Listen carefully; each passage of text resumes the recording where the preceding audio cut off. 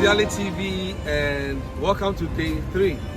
Day 3 actually began for us some hours ago. We've been having an encounter with the Wilson Center discussing the future of our partnerships and things that are in store for us to do. Well, this is the Yalitv in USA Diaries Day 3 and we are in Washington DC. Oh wow, what a well structured and well-crafted city. It is indeed the capital of the United States, and we are heading to the White House. We have been in one of the federal buildings where we had to meet some of the officials to discuss some of the partnerships that are coming up. But currently we are in one of the monuments. We've seen these are monuments to honor some of the fallen soldiers of the United States. It shows the main points of battle and all that, and such a wonderful monument. And stay tuned with us as we give you tidbits from the various locations we'll be going in the coming segments of today's report. Stay tuned and join us.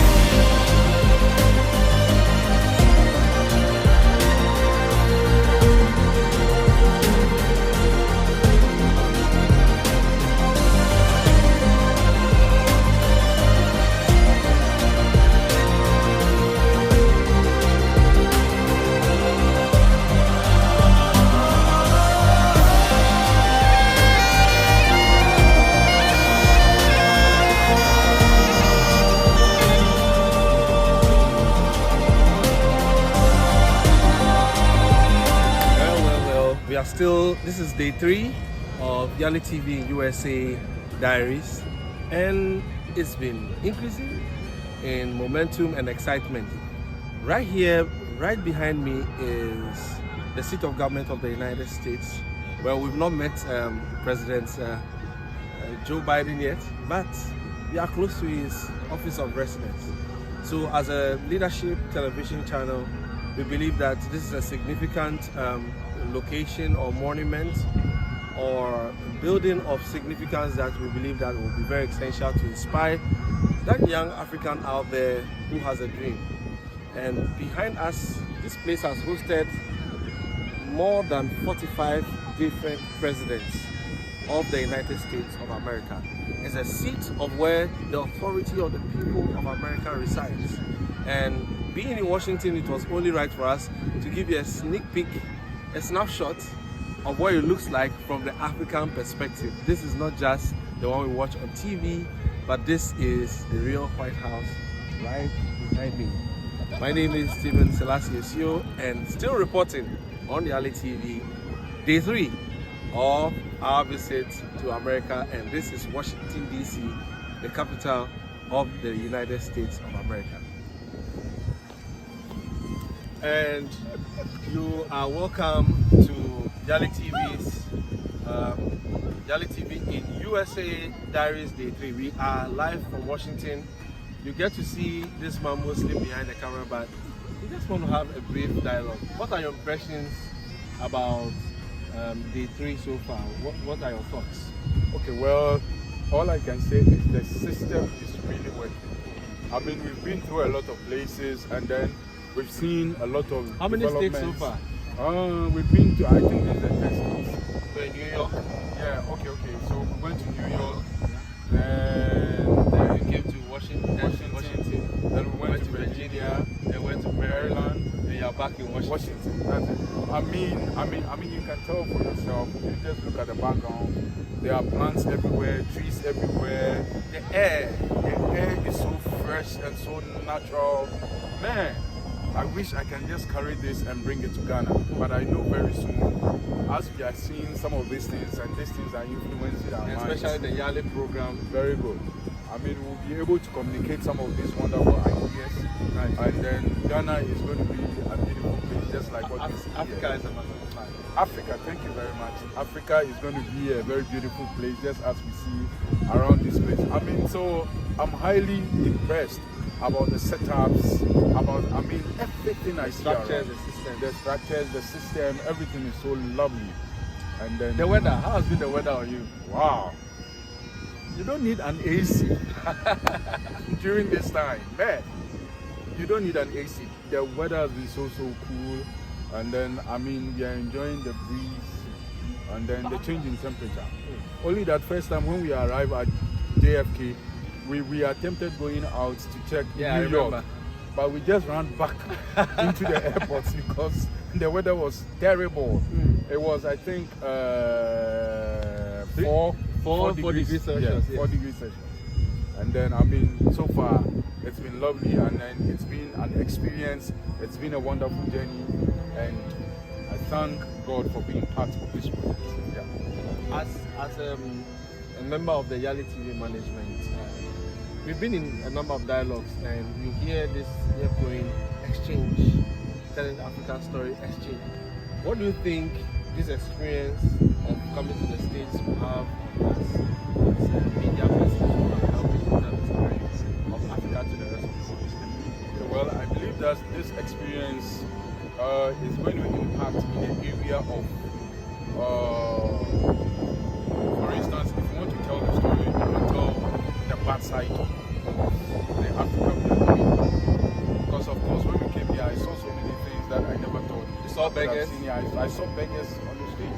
I've been very close to the White House. I saw a beggar, you know, but they don't show this on their television. Right. So I believe that it's high time we learn from this culture they have here, so that we'll be able to tell our story in a way that will be appealing to the foreign nations, that will draw investors into the country, and then we build a beautiful Africa just as we see around here. One thing for me that I've been observing is, even though there are differences, when you walk around, or we've been the encounters we've had so far, even though on media we hear Republicans against the Democrats, so far since we hear, we've not seen any of those things translating. You will just see a system that is working. Yeah, on autopilot. That's for me, the infrastructure. Wow, lovely. The infrastructure is solid.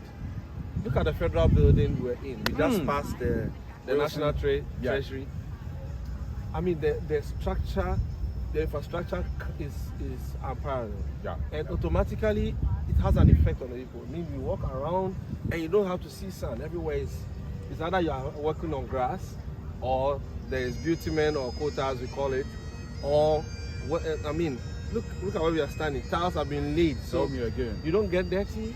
I don't have to polish my shoe. And so I believe that one of the things that for me is a take home is, how can we begin to highlight some of the things that are good things that are happening on the continent that is being led by young people, so that we can be able to get to the point where people are inspired to do those things that are being talked about, especially on Yalitv's platform.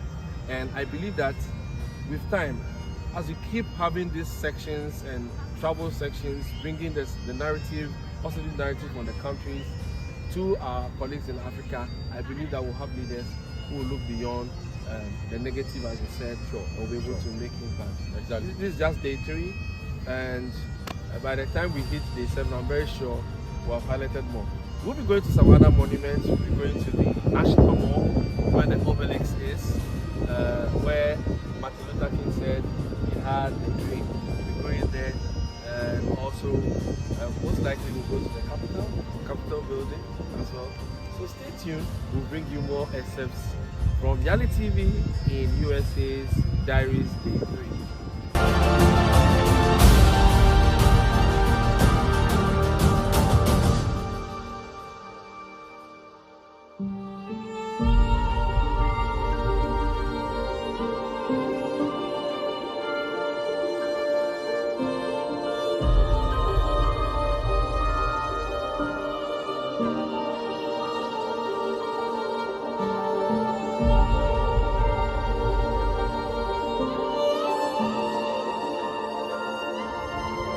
Wow, welcome back to our diaries, day 3. Day 3, look, we are just at the National Monument, which was specially designed to honor the first president of the Federal States of America, or the United States of America. So I heard it was built in honor of the first president to remind the nation of how significant a person he was in the annals and the history of the country. And we are right here on this special segment, we just want you to really appreciate how relevant the life of one person can be on a nation. If George Washington has been that significant to the story of the United States of America, then as you look at this monument, we want to inspire you to be that one leader in Africa, in your country, in your community, that can leave a statement. It might not be a monument like this, but it might just be the impact your life makes in the life of many people that belong to your community, your country, or the whole continent of Africa. They are still on the Yalitv in USA Diaries. Stay tuned, we still have more for you. This is just day 3 and we are still in Washington, D.C.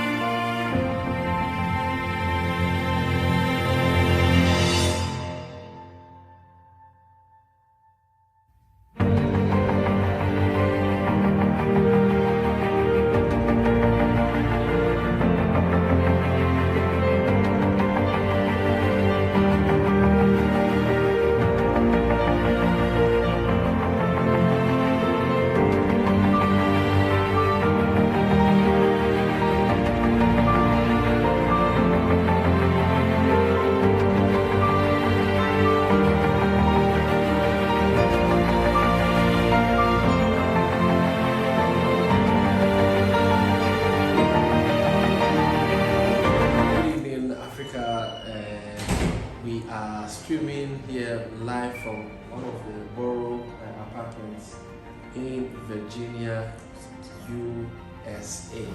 And we are still on Yalitv in the US Diaries, day number 3. And earlier on today, we were in Washington, D.C. to have some meetings in the Wilson Center and also use the opportunity to visit some of the sites. But the day will not have been complete with having a touch of Yali. In the discussions earlier today at the federal government offices in Washington, D.C., the discussion was about how unique members of the Yali network are and the role they have to play in the next decade of Africa's transformation in the area of development and economics.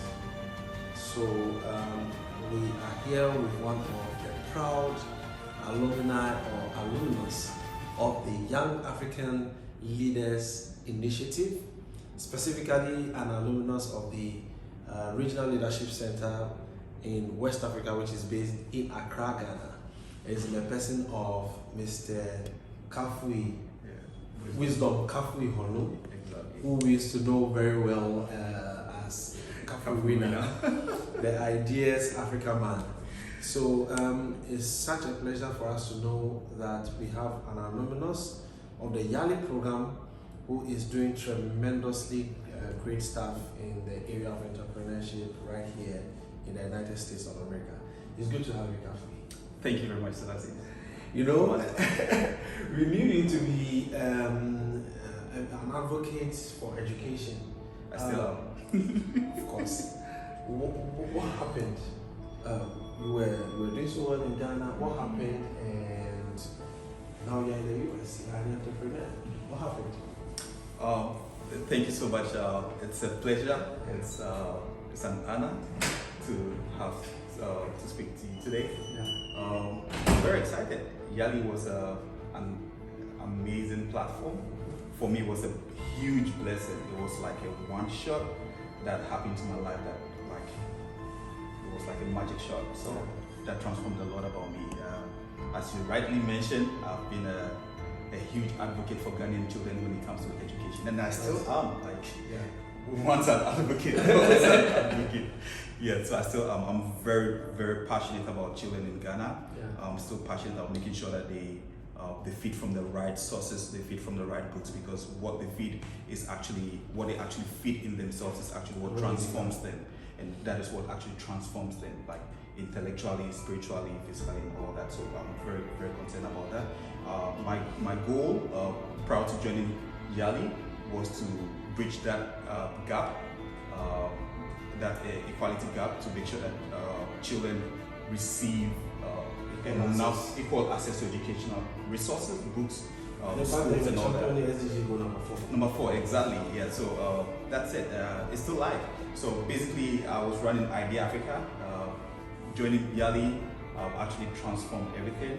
I got the opportunity to interact, meet, network, collaborate, train, learn, and actually do a lot with other Yali alumni across Africa, which was amazing, right? So for me, that was like a launch platform, a launch pad that actually transformed or propelled me into the real things I wanted to do.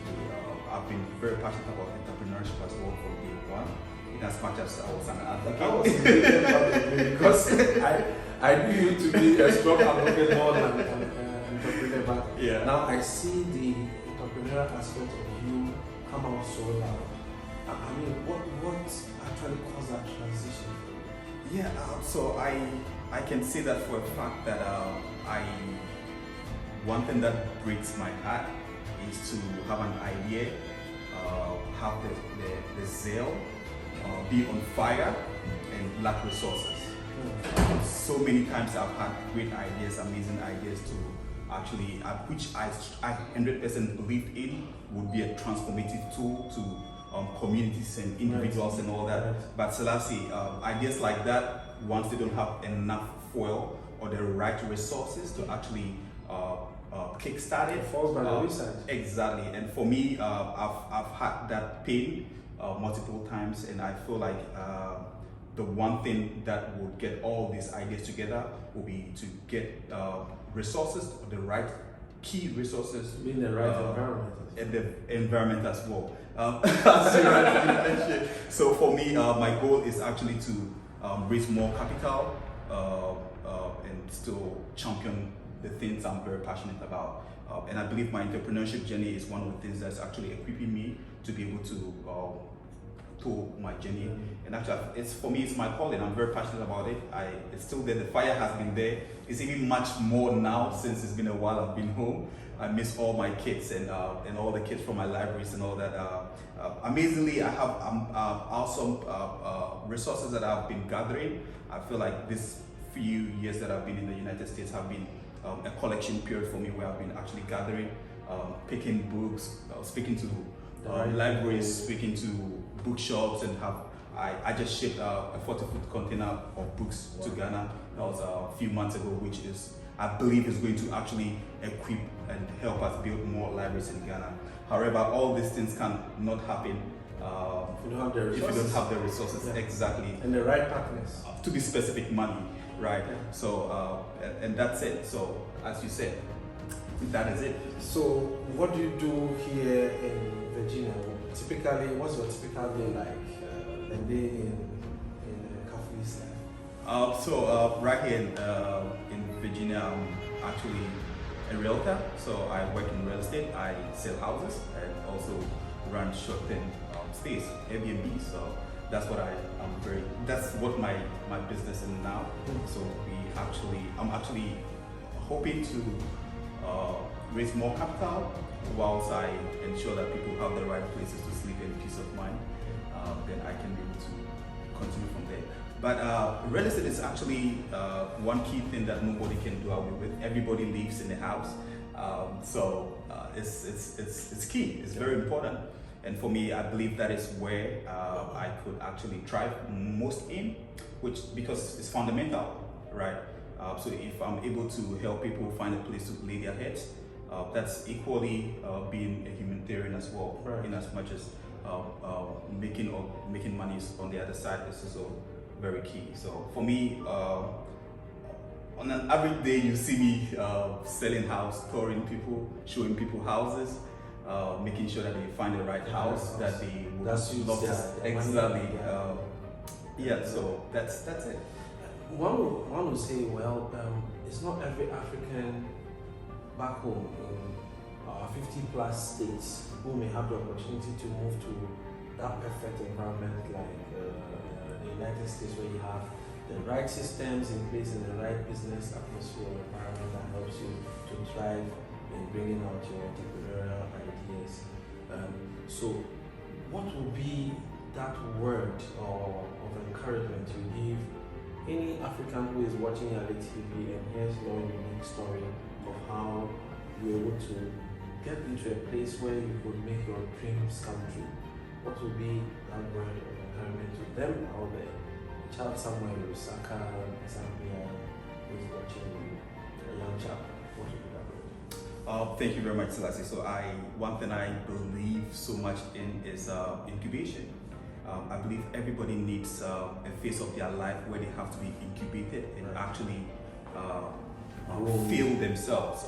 You are actually building yourself to withstand the pressure that comes tomorrow. So Yali, I should say, was one of my incubation periods where we had to sit down in class. We were housed for 6 good weeks. It was fun. I loved it. You know, you could eat anything you want to eat. Travel. However, we also sat down in class. We were taught how to, with basic skills of leadership, we were taught how to be a leader, the key ingredients that make you, ethics. all the ethics we needed, all the techniques. So I was actually in the entrepreneurship track, so the business track. So we were because I was in civic society and now I'm moving from. No wonder. So I mean, we're taught how to become businessmen or entrepreneurs that think global, but still work from your desk or your living room or from your bedroom, right? So I encourage everyone out there that as little as the idea is, you need to actually put yourself through an incubation period where you actually build yourself, you actually build every aspect of your life. That I believe once you find yourself in the right environment, all those things you have, all those strengths, all those qualities you have built over the years actually propels you to thrive in that environment you find yourself. Right. So for me, that's a key thing. Never stop learning.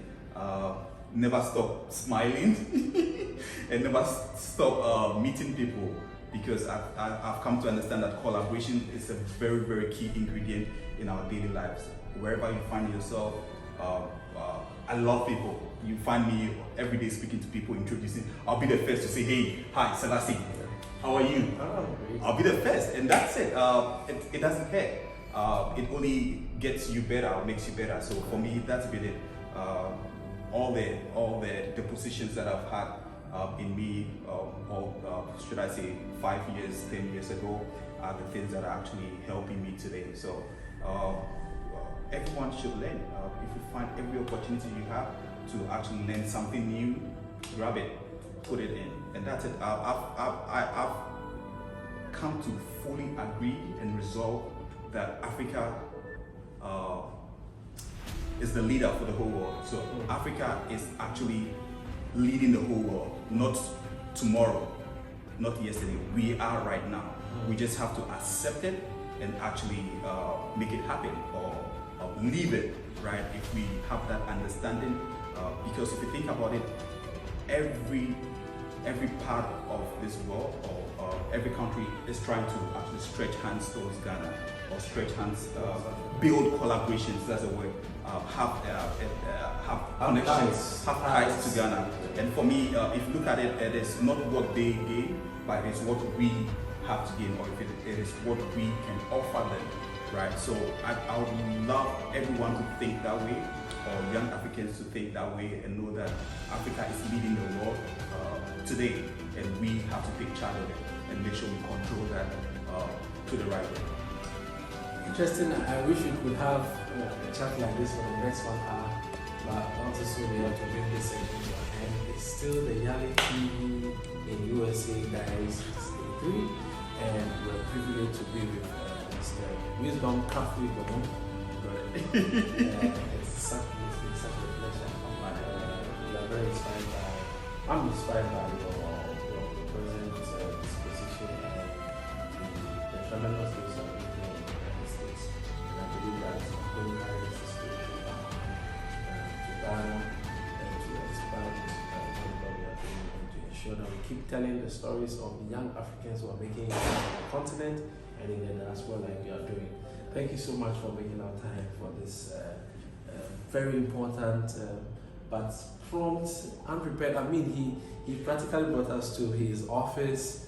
We actually coerced him and caught him on the way, but he still made enough time to feature on this special diaries. Thank you so much, and we hope to hear from you. The next time we are in the United States, I think we'll have an exclusive on your properties, just to even add a little bit of selling it so that those who come around will get to hear what you do and the businesses you do. Thank you very much.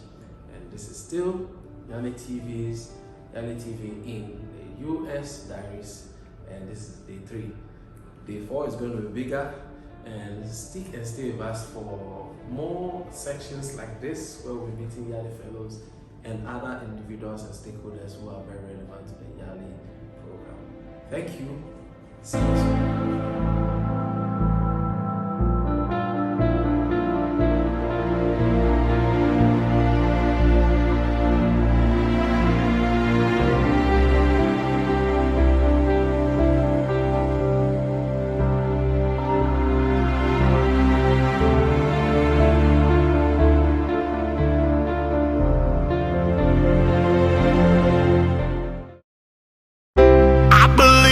In Africa, I believe in I'm Eunice Mano Bagi, the correspondent from Nigeria. Keep watching Yalitv. I believe. I'm Adikalias Kamara from Sierra Leone. Keep watching Yalitv. I believe in Africa. My name is Absa Samba, a correspondent from the Gambia. Keep watching Yalitv. I'm Bilam Leticia, correspondent from Cameroon. Keep watching Yalitv. I believe in you. It's your boy Eko Boche, corresponding from Ghana. Keep watching Yalitv. I believe in Africa. I believe in Africa.